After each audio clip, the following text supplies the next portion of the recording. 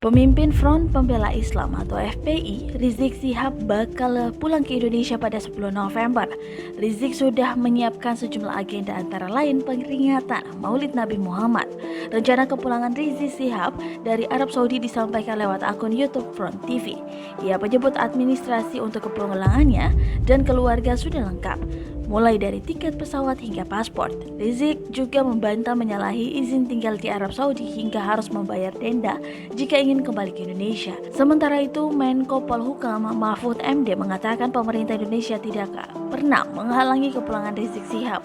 Dalam tayangan di YouTube Cokro TV, Mahfud menyebut beberapa waktu lalu Rizik memang dicekal oleh pemerintah Arab Saudi, namun status cekalnya sudah dicabut. Mabes Polri memastikan akan melakukan pengamanan saat kepulangan Rizik Syihab. Namun, Mabes Polri belum mendapatkan informasi pasti mengenai rencana kepulangan Rizik Syihab.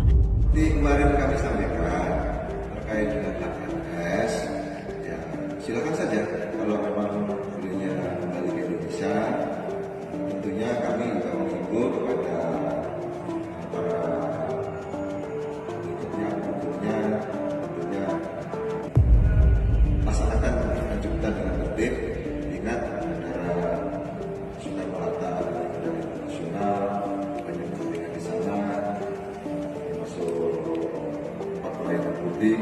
Tentunya nanti kalau situasi memang tidak memungkinkan, tentunya Polri juga akan bertangan untuk melakukan pengamanan secukupnya.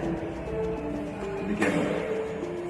Itu kan ada beberapa perkara Pak. Nah itu apakah masih berjalan? Kalau status perkaranya HNS, kami sedang koordinasikan, ya. Bagaimana nanti hasilnya tentunya